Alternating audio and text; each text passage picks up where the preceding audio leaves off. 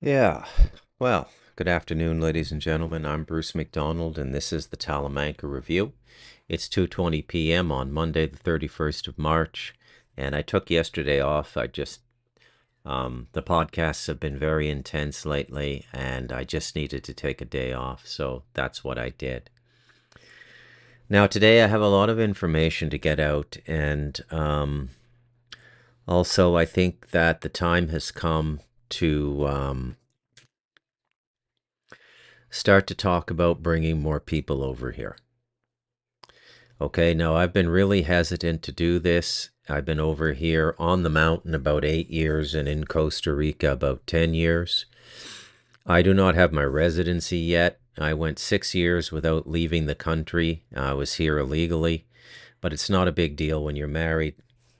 And now my passport is all up to date. I've been out of the country every 6 months, and it is what it is. Why have I waited so long to invite more people over here? Well, that's a very interesting question, and it deserves an answer. Principally, the time was not right. I am not looking to make money. I am not looking to profit off of misfortune. In fact, I am not looking to profit in any way, shape, or form except the profit of this community and the profit of spirit. Period. There are many people out there who feign integrity and sincerity. I cannot live any other way. And when you are steeped in the level of sincerity and integrity that I have, the very concept of commerce and transactions in the 21st century is repugnant. I find it vile the way people deal with each other. I find it vile the way people sell things. I find everything about the modern world vile. And that shouldn't surprise you. I live in an earthbag house in the rainforest. Okay? I don't know how I became this way. I really don't. Okay? I just am this way. I've always been this way. Perhaps it was in some measure a response to being raised by a government economist. I really can't say. But what I know now is it's time to start bringing people over here. Now, I say this because I have been told through actions, okay? And that means that more and more people are reaching out to me now looking for a safe place in the world. How do I tell you about this place? You notice how I avoid the word sell, okay? Now, I'm going to start by telling you everything I need to tell you about why you shouldn't come here. And if you survive it and you're still interested, then we can talk off air. There are no conveniences here. There is no status here. Whoever you are in the world, it doesn't mean jack shit here.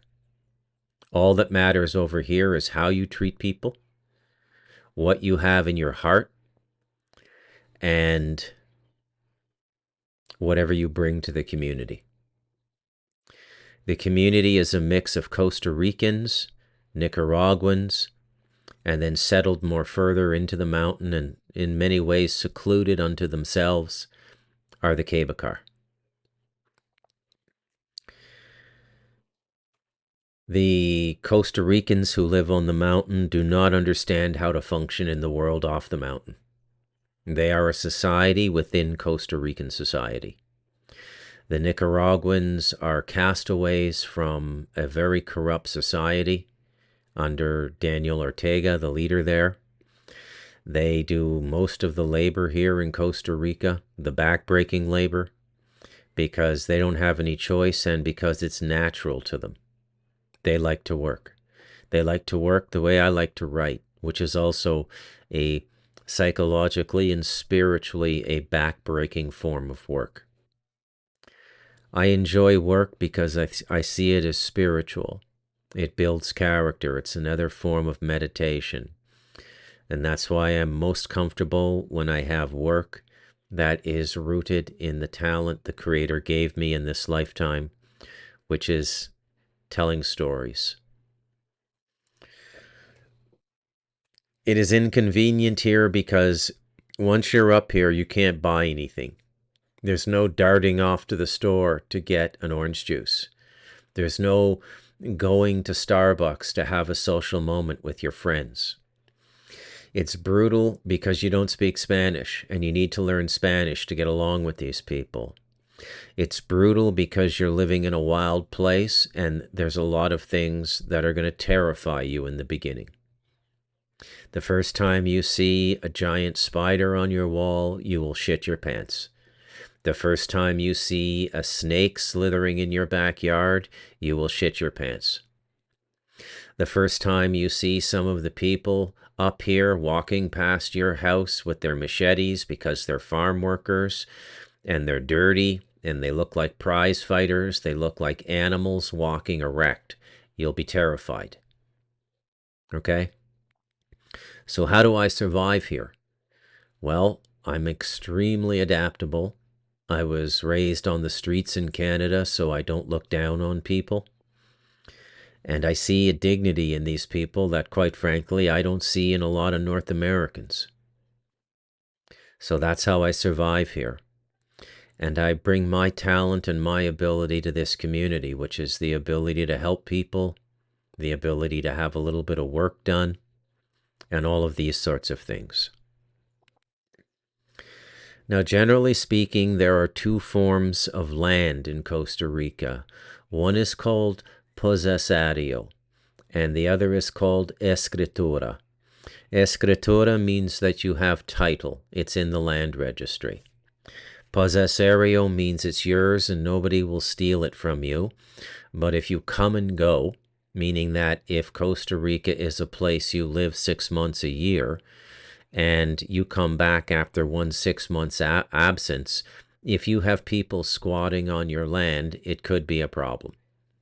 You're going to have to go through a lengthy court process to get them off, and you might not be able to get them off if they can demonstrate to a court of law that they have commenced some form of agricultural work on that land. This is a very interesting form of Spanish common law. It's completely alien to us, coming off of the English common law, which would be England, the United States, Canada, Australia, New Zealand, English common law. My land is in posesario, and that means that I don't have title, but I don't pay anything for it, okay? Nobody will ever take this house from me. It'll be in my family for the next, I don't know, depends. You know, whether my son wants to come over here or not when he's ready to come over, but I don't even think that way anymore. What you're going to have is a house that you can live in until the day you die. And then your children can have it, or if I'm around, I can resell it and give the proceeds to whoever. Now, there is no law over here, okay? There is and there isn't, but it's not going to work for you. So you have to make up your mind based on reading my books and watching my podcast whether or not you can trust me. Because I absolutely assure you, if I wanted to, I could completely rip you off. I could take you for 50, 100 grand, and there's nothing you'd ever be able to do about it. Nobody over here would help you. The police wouldn't help you. The lawyers wouldn't help you. They'd say they're going to help you, but they'd string you through a 2 to 5 year process and just take as much money from you as I would if I were to steal your land or something like that. I will never do something like this. I will defend your land and your property here as I defend my own.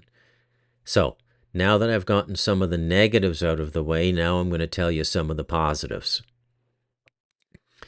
The best thing about coming here to live is me. because I can walk you through the entire Costa Rican process. I would end up being like a relocation concierge. I would be like a concierge that could transition you from living in a suburb or a city in one of the Five Eyes countries to ostensibly a white campesino, or black if you're African American and you want to come over here. And by the way, I do live in the Caribbean part of Costa Rica, and there is a thriving black culture in the province of Limon, and you would be completely welcome here. Okay? Same thing if you speak Chinese. Okay? You would also be welcome here. What I can offer you, if you were to buy land within a 5 or a 10-minute walk of where I live, is complete security. And that means that if you wanted to leave Costa Rica and go and stay with your son or your daughter, if you're older, your grandchildren, and you didn't want to have to worry about your dog, your cat, your goat, your house, and you could just pick up and leave for 3 months and everything would be taken care of. Your animals would be fed, your TV would not get stolen, nobody would break into your house. That's the advantage of this place. I'm here, my family's here, and we will take care of you. There is no gated community in Costa Rica that can offer you that. 9 times out of 10, when gated communities get hit over here, the security guards are actually in on it. Okay? I'm not going to sugarcoat anything for you.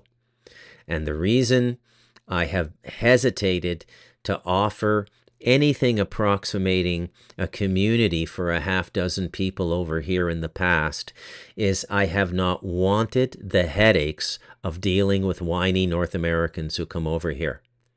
I'll give you an example of what I mean. One of my son's friends came over, and he's from Portland, Oregon, and he's a chronic weed smoker. And he asked me to get him an ounce of weed, and the ounce of weed was about $80 US. Now, when the ounce came, he held it in his hand and he goes, "This isn't an ounce. I want to talk to the dealer." And I don't buy drugs, but I know what the measurements are over here. I don't mind when people smoke weed. I don't want you over here if you drink heavy or you do cocaine or anything else. But if you can just have a few beers and not get loaded and belligerent, fine. If you like to smoke herb, fine. You're welcome here. But if that's another thing I have to warn you about. There's a level of temptation over here that is mind-boggling. Things that you didn't think you had to worry about in your own character, you might have to worry about over here. Okay? I've seen people come over here, retired couples from Canada, who were the cleanest living people, who raised 2 healthy children. And then for their retirement in their late 50s, they came over to Costa Rica, tried cocaine, and then ended up losing 40, 50 pounds each, the man and the woman, to the point that they look like crackheads, spending all their money on coke and getting into an entirely different lifestyle over here, predicated on habitual drug use. And it's very tempting for some people. Coke is about $10 or $12 US a gram over here. I don't know anything about cocaine, but I am told it is 2 or 3 times purer than anything you're going to get in New York or Los Angeles.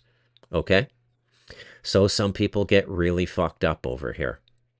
Some people can't cope with the solitude and the quiet, and they start drinking. You have to have inner resources to survive here. I survive because I read, I do my podcast, I do my work, I write books, I take care of my family, and I have a full life here. In the middle of the jungle, in the middle of nowhere. Okay? If you come over here and you have nothing to do, if you don't have remote work, or you don't have anything to do, you're going to go crazy, and you're going to start drinking. You're going to start doing something stupid. If you're younger, if you're in your 30s or early 40s and you're not married yet and you still have a strong libido, you are going to suffer temptations you've never experienced in your life. You're going to have women that would be way out of your class in North America coming on to you 15, 20 years younger than you because you're a gringo and you have money. And it'll seem tempting and it'll seem harmless, but you bite that fruit and something is going to come out of the apple. Okay? A worm, whatever. So this is my anti-sales pitch. Okay? And I'm trying to paint as realistic a picture for you as possible. Now, there's a lot of cool stuff here. Down the road, about an hour and a half, you've got Puerto Viejo and Cahuita, which are fantastic expat communities on the Caribbean coast, loaded with Europeans. They're small towns of about 20 or 25,000 people, but there's all kinds of expat culture there. If you get tired or bored up on the mountain, you can go down there for a week. You can rent an Airbnb for 30, 40 bucks a night. Go spend a week at the beach. I'll take care of your house. I'll take care of your dogs. I'll take care of your cats. I'll take care of everything. Okay? That's the plus of moving here. Now, there are farms on the mountain and there is land for sale. My wife asked me a couple months ago if I was going to start asking expats if they want to move here. I told her I don't think it's a good idea. Okay? They're very demanding people who've grown up in a consumer society. You know, this isn't the fucking Hilton. Well, I didn't order this. So I said to my son's friend with the weed, I said, that's an ounce over here. Shut the fuck up. If you don't want it, give it to me. I'll give it back to him and get your money back. But you're not going to fucking pull out a scale up here and say this isn't an ounce and start a fucking argument with a cartel dealer, you fucking moron. Just be happy I was able to get you your libation. It took him about a day to get over this. Okay? And I went through it too when I first moved over here.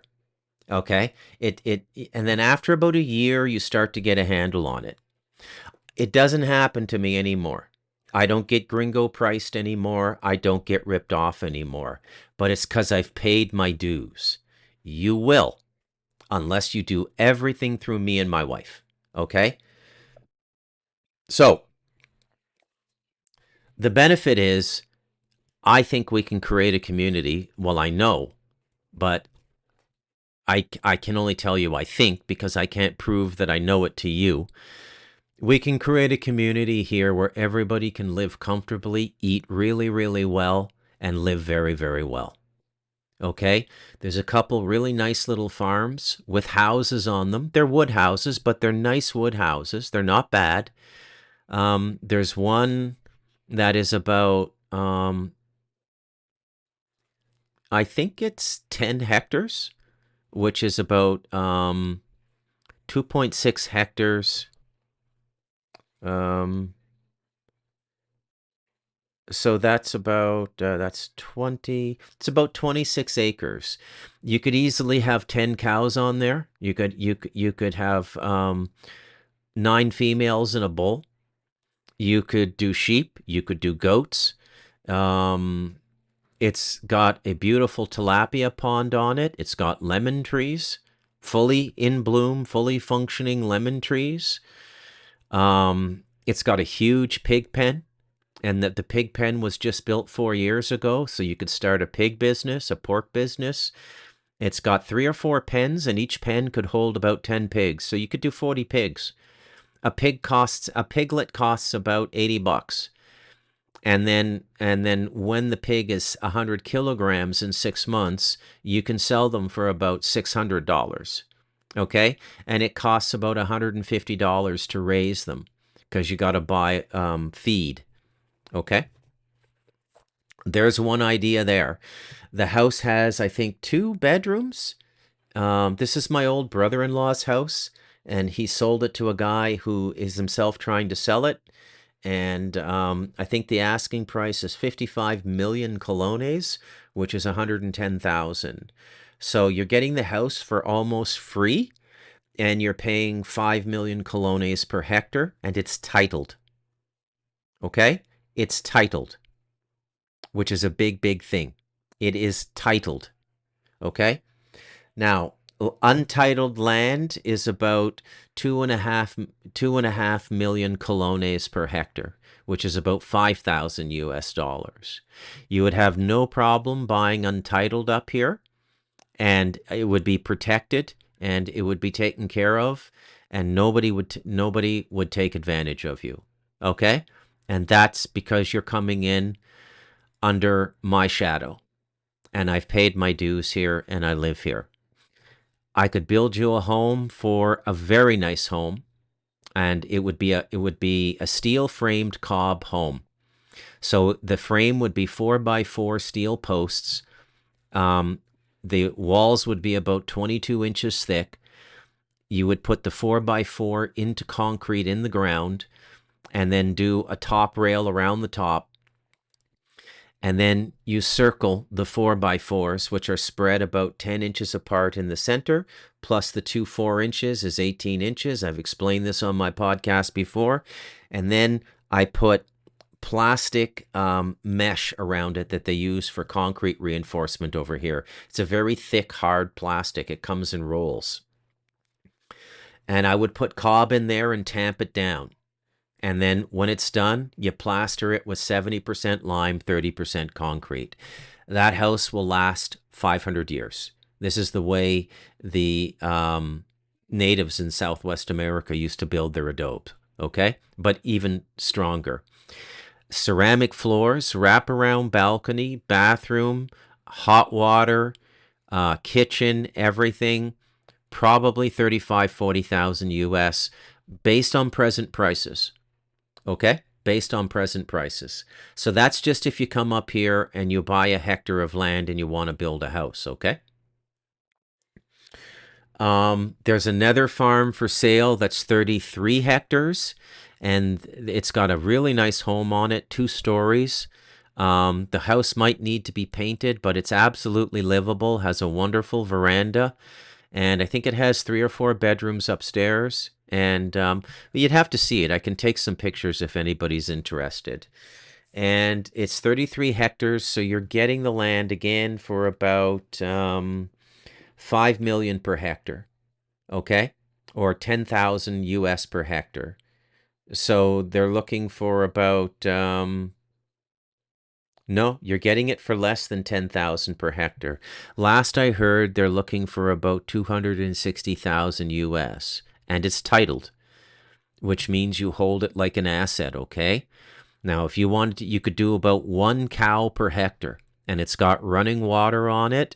It's got the, what do you call it, the stalls for the cows when you have to do veterinary work. It's got all that stuff. All of the farm work could be done with labor on the mountain. This is where the Nicaraguans come into play. They're about 10,000 colones a day for a day's work, and they will take very good care of you. And 10,000 colones is about $20 a day. Okay? Your cattle business would be very lucrative. Again, nobody will rip you off. You're coming in under my shadow, my wife's shadow, and my family's shadow. Nobody's going to rip you off. Nobody else in this country can promise you what I'm promising you up here. Okay? They'll say they can, but they can't. The gated communities are a catastrophe. No, they're not a catastrophe, but you can't get to that zero cost of living that is just so beautiful and so liberating to live at. You've got to pay your housing fees. You've got to pay your security fees. And like I said, 9 times out of 10, when a gated community gets hit, the front gate security people are in on it. They're either letting the criminals know when somebody has left a home for 3 months in the gated community, knowing the night the criminals are going to come in and looking the other way, maybe even turning off CCTV cameras. Happens all the time over here. I am giving you the most accurate picture of this place I can possibly give you, because I want to make sure after I'm done talking, only seriously motivated people are calling me. This isn't a fucking showing. This isn't the fucking open house. You're not in fucking Nebraska, okay? And let me be perfectly clear to you. If what's coming is coming, and I'm pretty sure it is, and I invite you over here and I take care of you, you're being blessed. I'm doing you a huge favor, okay? So there's 2 foreigners up here now. Bob's having a house built. There's me and there's Bob, okay? So you're going to have us. You're going to have vehicles. You can either buy your own vehicle or we can all go in together and share vehicles. You really only need to leave the mountain once every 10 days or so to go to the grocery store. And that's if you want yogurt and butter and all of these sorts of things, right? The people take a little getting used to. I mean, try to imagine somebody who's a crackhead but lives in the rainforest. Okay? Now it's not everybody up here, but it's about 3 to 5% of the population. We have hillbilly crackheads. They live together, they smoke crack, they smoke weed, they drink, and in this environment, they're very friendly, and they can be very useful at times as well, and they work as well, okay? And they won't bother you if you're coming in under my recommendation, and you're introduced to the community through me and my wife. So there's 2 farms. There's one for about 110,000 US, which is 10 hectares. Beautiful farm. I can help you get it set up. I can help you buy your animals. My wife will do that for you. Okay? You can run a pig pen. You can get Starlink. It's already got an electrical hookup. There's a 33-hectare farm, and then there's the possibility of buying 1 or 2 hectares untitled in possessario status. Now, you can go and you can get a topographer to come out for $500 and do up your plans and get them notarized and register them with City Hall. I can get all that done for you too. And that is just so if anybody does come and squat on your land, you can say, hey, this is mine. Here's the topography I had done. My neighbors signed off on all of it, and these are my boundaries. I was gone for 3 months. I came back, and this guy was living on my land. But I'm pretty sure it's not going to happen. I'd say 99% sure. And if it does, you probably won't need a lawyer. We'll just sort of handle it the old-fashioned way. The person will wake up in a gutter somewhere and not know what happened to them.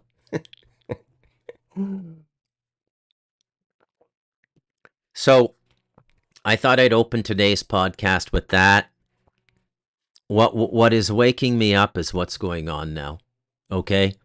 And how I don't think that we're going to be able to avoid what I would call a decade of calamity. And I think your life in North America is much more perilous than the life you could make for yourself up here.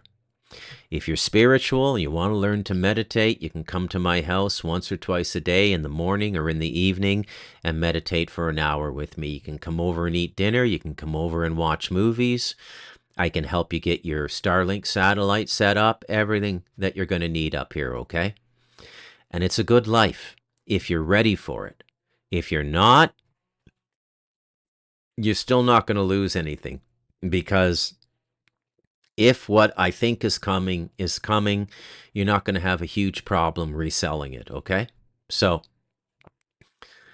there's the opening of today's podcast, and maybe that's the whole podcast. So you know how to get rid of, you know how to reach me through Substack. You know how to reach me through comments on YouTube. If you want to talk to me, just put an email in there, or if you've already got my contact information. And don't worry too much about what your financial situation is, okay? Let's say you've only got $20,000 or $30,000, which isn't enough to buy 1 hectare of land and build a house, okay?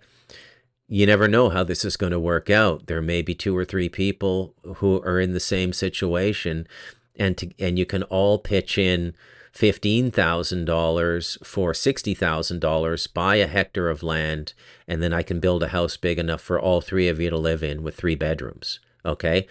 And the privacy level in these homes I build is mind-boggling because the walls are 22 inches thick, okay?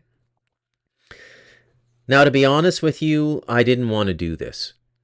And I don't know how to put this, but I don't have a tremendous amount of like for North Americans anymore. I like you, my listeners, But I am these people now. And I find the North American personality and its expectation levels, the Karen factor, something I just can't tolerate anymore.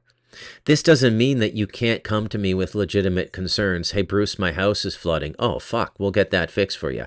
But that won't happen, by the way. It's a bad example. I don't want to scare you. Where do I get this? How do I get this? All that can be done, okay? We can form a little community up here and we can get to know each other and we can live and grow together and we can get a food supply going together, okay? And we can do all of these things and you can have a good life, a good end of life. And it's very beautiful up here, okay? Very, very beautiful. And when you want to go, if you want to go, even if you go on a little trip and you say, hey, I want to go visit Argentina for a month, I will get someone in my family to go and live in your house for the month you're gone, okay? So nobody's going to go in there. Nobody's going to steal anything. By the way, my family is huge, okay? My wife comes from a family of 11 kids. They've all had kids. So I've got I've got over 30 nieces and nephews. I've got my wife's first cousins. They're in the hundreds, okay? So this is where I'm going today, okay? If you want to come over here and you think the time is right, then let's start talking about it, okay? I don't want to make any great profit off of this. I might, whatever the purchase price for something is, I might take 5% because I have to get paid for my time. I've decided that I can't just keep doing everything for free. I mean, if you can't afford a book, I'll send you an EPUB or a PDF. If you want to watch the Talamanca review, to those of you who have subscribed on Substack, thank you very much. But you don't have to subscribe. I'm going to do this for free anyways. But the amount of work that I'm going to have to do, and I'm going to have my family do as well, to get you settled in here and everything, I'm going to have to get paid for it.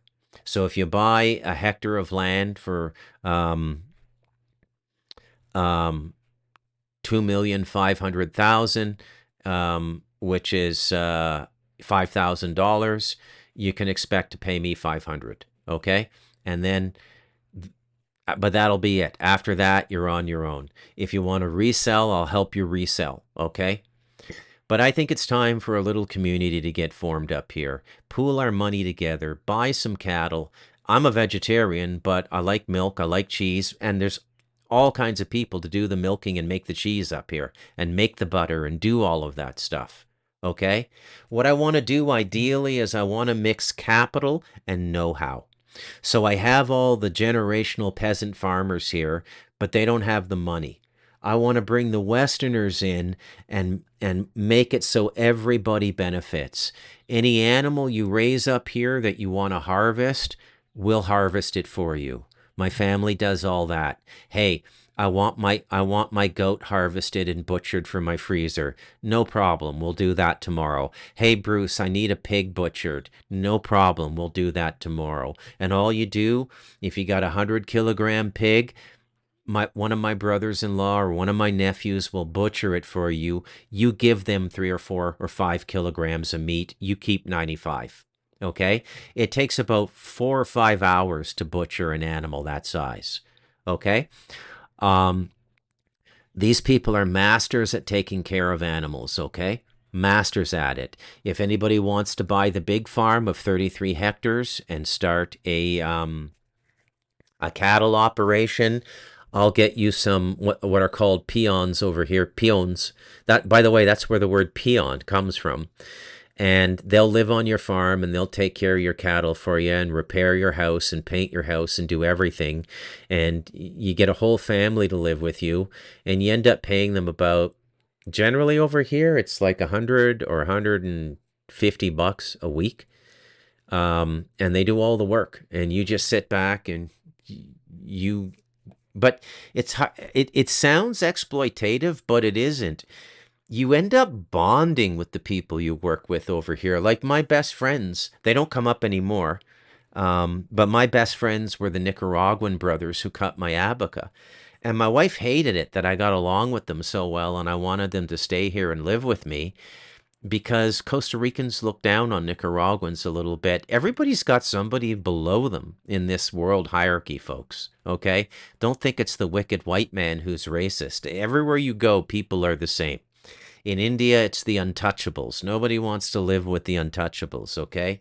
Oh, don't you know, they drink their own urine. Yeah, I've actually heard that's healthy. It's called urine therapy, but I get what you're saying. So all your furniture can be built up here. I know pillow makers, okay? Bed frames, all of that stuff can be beautifully built up here with hardwood, okay? My brother-in-law can do all of that. Can build you the armoires for your clothes, everything. Everything can be done for you up here, and all of it harvesting off the land up here, okay? Now, I don't think I'm going to take more than 3 or 4 people, and I've already got 2 prospects. One certainty, Bob, and another prospect from Arizona. Now, what changed my mind? Okay? Well, the latest Jack Cruz video. It's time for us to get organized. Nothing can stop the collapse now in the West. Nothing can stop it. I guess what you could say was the issue was what this Trump administration was going to do. And now that I see what RFK Jr. is going through and how he's just become an Israeli mouthpiece and everything, I think we're headed to Armageddon and some kind of resetting and rebalancing of the world, okay? And what I'm telling you is I can offer you a safe place. If you buy the 10-hectare farm or the 33-hectare farm, I can help you get your residency through that investment. So you'll have Costa Rican residency, and then you pay what's called the caja, and then you have socialized medicine over here as well. So you can go to the clinics, you can go to the hospital, you can go to the emergency room, and there's also private medicine over here that's extremely reasonably priced. So this is why I changed my mind, that I've just come to the conclusion that I don't want to do this all on my own, and it's actually a bit selfish. My wife and my family have asked me to bring some more foreigners over here, and I've been saying no for like 5 years, and now I'm saying yes. Okay? Now I'm saying yes. And that's it. So if Costa Rica calls to you, let me know, okay? I'm Bruce McDonald, and this has been the Talamanca Review.